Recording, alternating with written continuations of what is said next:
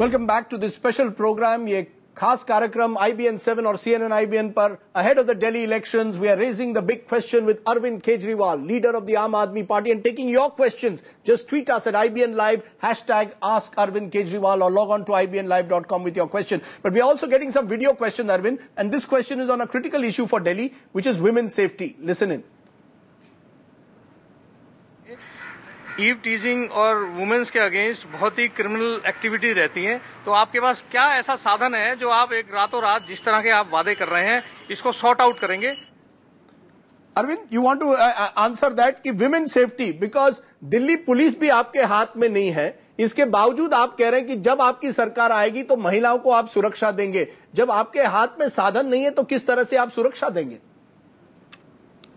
पहली चीज मैं उनके जवाब को देना चाहूंगा कि हमने कभी नहीं कहा कि हम रातों रात कर देंगे। ये वाली एक गलत फहमी है कि हम आएंगे जी, जादू की छड़ी घुमाएंगे और सब कुछ ठीक हो जाएगा। हम जो हमारे दिमाग में है विमेन सेफ्टी को लेके, मैं वो बता देता हूं, पर मैं आपके सारे दर्शकों से भी रिक्वेस्ट करूंगा कि अगर आपके पास कोई और अच्छे सुझाव हैं, हम वो भी लागू करना चाहेंगे। पहली चीज, अब आपने देखा है कि बीजेपी कांग्रेस हमारे सबके कैंडिडेट्स अनाउंस हो गए हैं जी, और उनके कैंडिडेट्स का आप चरित्र उठा के देखिए, उसमें ऐसे कई कैंडिडेट्स हैं जिनके ऊपर विमेन के खिलाफ क्राइम करने के आरोप हैं। अगर ऐसे लोग विधानसभा में जाके बैठेंगे तो आप कैसे उम्मीद कर सकते हैं कि हमारी दिल्ली की महिलाएं सुरक्षित हो सकती हैं? आम आदमी पार्टी के केस में एक भी ऐसा कैंडिडेट नहीं है जिसके ऊपर क्राइम का, अपराध का कोई मुकदमा है या कोई एलिगेशन है। नंबर 1, तो सबसे पहले the legislators have to be good. Number 2, and zero tolerance कर रहे हैं। एक हमारे कैंडिडेट के ऊपर, कल आपने देखा होगा, राजौरी गार्डन के कैंडिडेट के ऊपर डाउरी हैरेसमेंट का केस मिला, उसने हमें बताया नहीं था और हमने वो सीट खाली छोड़ दिया, अनाउंस कर दिया, कैंडिडेट कैंसिल कर दिया। हम कल राजौरी गार्डन की सीट हम लोग खाली छोड़ रहे हैं। दूसरी चीज, दिल्ली में 15 अक्टूबर तक, 1 जनवरी से 15 अक्टूबर तक 1330 रेप के केसेस हुए हैं। एक दामिनी का केस तो सबको पता चल गया, उसमें तो फास्ट ट्रैक कोर्ट बन गया, गिल्टी को सजा मिल गई, लेकिन बाकी 1329 केसेस का क्या हुआ? उनका तो कोई बात ही नहीं कर रहा। तो there has to be a strong deterrence. वो 20-20 साल केस चलेंगे, वो बलात्कारी और बलात्कार करेंगे बाहर बैठ के।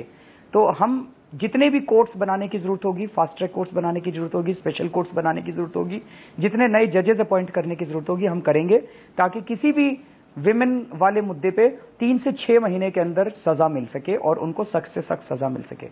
तीसरा, उनको सुरक्षा देने के लिए स्पेशल सिक्योरिटी फोर्स बनाई जाएगी दिल्ली में। 272 म्युनिसिपल वार्ड है, हर म्युनिसिपल वार्ड में 20 से 25 लोगों की फोर्स होगी। जैसे आपके घर पे सिक्योरिटी गार्ड होता है, तो ये उस म्युनिसिपल वार्ड का सिक्योरिटी गार्ड्स होंगे ये लोग। इनको स्पेशल कमांडो ट्रेनिंग दिलवाई जाएगी, यंग लड़के लड़कियां होंगे जिनका सुपरविजन रिटायर्ड आर्मी ऑफिसर्स करेंगे, रिटायर्ड आर्मी पर्सनल करेंगे। तो ये मोटे मोटे तौर पे 3 हमारे दिमाग में आइडियाज हैं। इसके अलावा भी आई एम कंप्लीटली कंसीडिंग कि ये सफिशिएंट नहीं है, और भी बहुत कुछ करने की जरूरत है। और कुछ जो आइडियाज आते हैं हम वो सब, उसके बाद हमने ये भी कहा है कि दिल्ली में बहुत सारे ऐसे पॉइंट्स हैं जहां पे रात को अंधेरा रहता है, लाइट्स नहीं रहती है, they are prone to being misuse those corners, वहां पे लाइट्स की व्यवस्था कराई जाएगी। So these are some of the ideas. This leads me to the next question, which is coming from a young girl. Arnavi is asking, I am a 19-year-old. मैं झाड़ू पे button क्यों दबाऊं? क्या आपकी पार्टी मुझे दिल्ली की सड़कों पे बेडर चलने देगी? Will a girl be able to really walk on Delhi streets in a manner that she feels safe and secure? मैं उनको यही कहना चाहता हूं कि अगर साफ नीयत की सरकार आती है, अगर आपके लेजिस्लेटर्स जो अंदर बैठे हैं वही गड़बड़ हैं, उन्होंने ही महिलाओं के खिलाफ गलत काम कर रखे हैं, तो आपको तो बिल्कुल नहीं मिल सकती। लेकिन मुझे ये लगता है जो स्वराज का मॉडल है, वो स्वराज का मॉडल ये कहता है कि हम अकेले दिल्ली को नहीं सुधार सकते, लेकिन अगर 1.5 करोड़ लोग दिल्ली के मिल जाएं तो ऐसी कोई समस्या नहीं है जिसका समाधान हम लोग नहीं निकाल सकते। हम दिल्ली के 1.5 करोड़ लोगों को साथ लेके दिल्ली को सुधारना चाहते हैं। हमें ये बिल्कुल गुमान नहीं है कि भगवान ने सारी बुद्धि हमको दी है, हम सत्ता में आएंगे और हम सारी चीजें यूं ठीक कर देंगे। हमें ये बिल्कुल गुमान नहीं है, क्योंकि लोगों को डर वही है कि अगर आपने ये बात अच्छी कही, लोगों को डर है कि अरविंद केजरीवाल समझते हैं वही एक व्यक्ति है जो भ्रष्ट नहीं है, वही एक व्यक्ति है जिनके पास हर सॉल्यूशन है, वही एक व्यक्ति है जो समझते स्वराज से सब कुछ बदल जाएगा। अब आप कह रहे हैं कि आप मानते हैं कि आपके पास ही केवल बुद्धि नहीं है, औरों के पास भी हो सकती है। ये कांग्रेस बीजेपी वाले कहते हैं राजदीप की अरविंद केजरीवाल ऐसे कहते हैं, अरविंद केजरीवाल, जनता नहीं कहती है। मैं तो सारा दिन जनता में घूमता रहता हूं। जनता में जो जबरदस्त रिस्पांस हम लोगों को मिल रहा है, जनता पहली बार एक उम्मीद की किरण देख रही है। लोग आपको डिक्टेटर कहते हैं, क्योंकि आपके विरोधी आपको डिक्टेटर कहते हैं और कहते हैं कि अरविंद केजरीवाल अपने खुद के हाई कमांड हैं। कौन कहता है? ये दिग्विजय सिंह कहते हैं, शीला दीक्षित कहती है, बीजेपी वाले कहते हैं। कहने दीजिए इनको। ये देश थोड़ी है, देश तो इस देश की जनता है, जनता नहीं कहती है। जनता को हमारे अंदर सच्चाई और ईमान, आज जनता हमारे साथ क्यों जुड़ रही है राजदीप? हमारे साथ केवल हमारी सच्चाई और ईमानदारी की वजह से जुड़ रही है, और कोई कारण नहीं है। अरविंद, मैं अगला सवाल लूंगा। शरद प्रियदर्शी एक सवाल पूछ रहे हैं, what's the need to woo Muslim voters? Can't talk be for all? Why special attention and why did you meet a Muslim cleric? He is referring to your meeting with Maulana Tauqeer which has created a controversy कि अरविंद केजरीवाल दूसरे नेताओं के जैसे vote bank की राजनीति कर रहे हैं। You want the Muslim vote? देखो दोस्त, ये बहुत अच्छा प्रश्न है। माइनॉरिटीज के या किसी भी ग्रुप के दो किस्म के प्रॉब्लम होते हैं। एक तो जनरल प्रॉब्लम है, हेल्थ की सबको प्रॉब्लम है, एजुकेशन की सबको प्रॉब्लम है, इंफ्रास्ट्रक्चर की सबको प्रॉब्लम है। लेकिन कुछ समस्याएं ऐसी होती है जो उस ग्रुप विशेष की होती हैं। मुस्लिम्स हैं, ही suffers because he is a Muslim for certain in certain sections. Valmiki है, वाल्मीकि की समस्या आज दिल्ली में 90% से ज्यादा सफाई कर्मचारी वाल्मीकि जात से आते हैं। क्यों? आपके और मेरे बच्चे क्यों नहीं बनते वाल्मीकि? फिर अगर हम उनकी बात करेंगे, फिर आप कहते हो कि नहीं, आप वाल्मीकि बात की बात क्यों करते हो? क्योंकि जब आप सफाई कर्मचारियों की बात करते हो तो आपको वाल्मीकि की बात करनी पड़ती है। उनके बच्चे सीवर के अंदर बिना किसी मास्क के, बिना किसी क्लोथिंग के अंदर घुसते हैं, शराब पी के घुसाया जाता है उनको, और वो उसके बाद उनका सारा शरीर खराब हो जाता है। हमें उनकी बात करनी पड़ेगी, जिस ग्रुप की विशेष की। लेकिन आपको ये डिफरेंस समझना पड़ेगा। आपने कहा भाई वो लोग भी ऐसी बातें करते हैं, हम भी। वो लोग जहर घोलते हैं, वो हिंदू और मुसलमान के बीच में जहर घोलते हैं। आप हमारा सारा लिटरेचर उठा लीजिए, आप हमारी सारी स्पीचेस उठा लीजिए।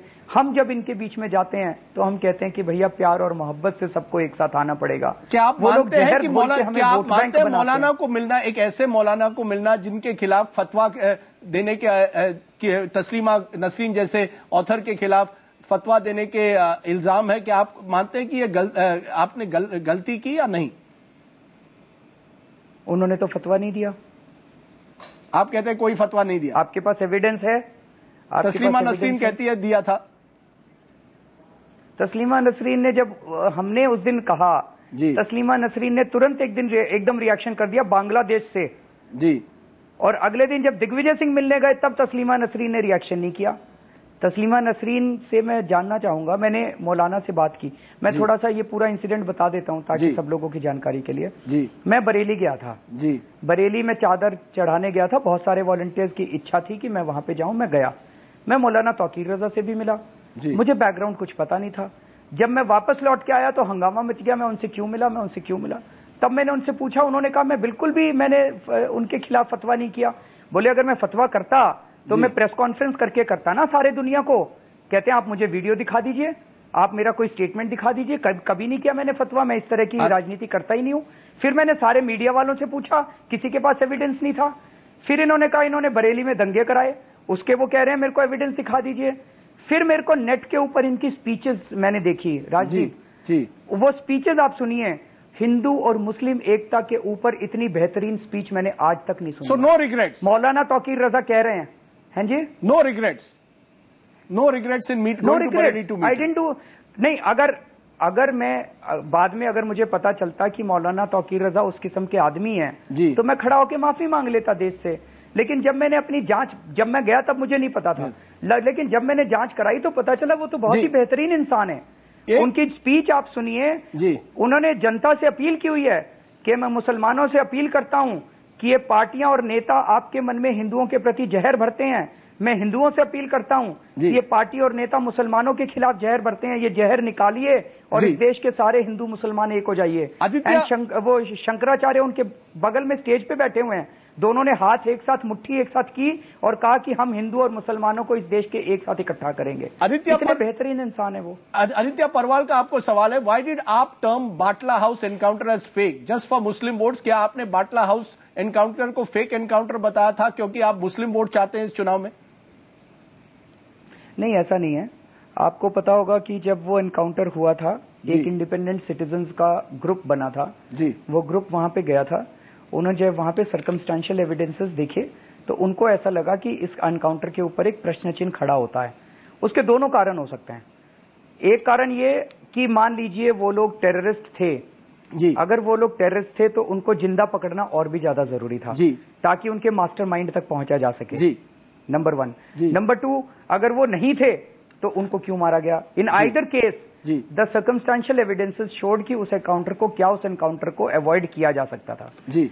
लेकिन जब एक बारी जजमेंट आ गया कोर्ट का जी, 26 जुलाई को जजमेंट आया जी, 26 जुलाई के पहले कई महीने पहले हमारा वो पैम्फलेट छपा था। 26 जुलाई के बाद हमने कहा कि अब जजमेंट ने इन सारी थ्योरीज को खत्म कर दिया है। जज has clearly said that it was proper encounter, it was not a fake encounter, and we respect the court judgment. हमने उसके बाद कहा कि हम कोर्ट जजमेंट रेस्पेक्ट करते हैं। अरविंद, मैं एक आखिरी सेगमेंट आपके साथ लूंगा, लेकिन ब्रेक के पहले एक आखिरी सवाल मैं आपको पूछना चाहता हूं। लोग कहते हैं कि आपके साथ प्रशांत भूषण है, एक ऐसे व्यक्ति जो चाहते हैं कि कश्मीर में रेफरेंडम हो। दूसरी तरफ आपके अन्य नेता हैं जिनके कई विवादास्पद बयान आते हैं बीच बीच में। क्या आप मानते हैं कि you have collected a rainbow collection? How will you defend tomorrow if you are in government if a Prashant Bhushan said there should be a referendum in Kashmir और chooses to defend let's say Naxals? The worry is that Arvind Kejriwal at the end of the day will be only, if he comes to power, will find it difficult to manage all these contradictions. How would you respond to that? देखिए, कोई भी political party होती है वो बहुत varied thoughts उसको party को जगह देनी पड़ती है, अदरवाइज तो वो डिक्टेटरशिप हो जाएगी। अभी आप कह रहे थे अरविंद तुम डिक्टेटर हो, मैं तो डिक्टेटर नहीं हूं, नंबर 1। नंबर 2 जी, प्रशांत भूषण ने जब वो स्टेटमेंट दिया था उन्होंने भी कई बार ये क्लैरिफाई कर दिया और पार्टी ने भी कई बार क्लैरिफाई किया कि पार्टी कश्मीर को अपना अभिन्न अंग मानती है जी। जो स्टेटमेंट था वो प्रशांत का पर्सनल स्टेटमेंट था। पर्सनल स्टेटमेंट वो पर्सनल उनके व्यूज हो सकते हैं, उन्होंने बड़ा क्लियरली कई बार बोल दिया है जी। और पार्टी मानती है कि कश्मीर इस देश का अभिन्न अंग है। तो जो पार्टी कहेगी वो सारे बैठ के, हमारा एक प्रोसेस है डिसीजन मेकिंग का, हमारी पॉलिटिकल अफेयर्स कमेटी है, डेली इलेक्शन कैंपेन ग्रुप है, नेशनल एग्जीक्यूटिव है, तो जो पार्टी का स्टैंड होगा वो सारे मिलके लेंगे। तो ये कोई हाई कमांड आपके पास नहीं है? अरविंद केजरीवाल एक में हाई कमांड नहीं है, वन मैन शो नहीं है, पार्टी में पॉलिटिकल अफेयर्स कमेटी है। पार्टी में कई सारी कमिटीज हैं। मैं यहां आखिरी ब्रेक लूंगा, ब्रेक के बाद पूछेंगे अरविंद केजरीवाल से कुछ और सवाल जो आप दर्शक दे रहे हैं। More questions from you, the viewers. Remember, Arvind Kejriwal has very kindly consented to take time off to answer your questions. So just log on to ibnlive.com and come up with your questions. Back with the final segment with the man whom Delhi is watching closely, Arvind Kejriwal.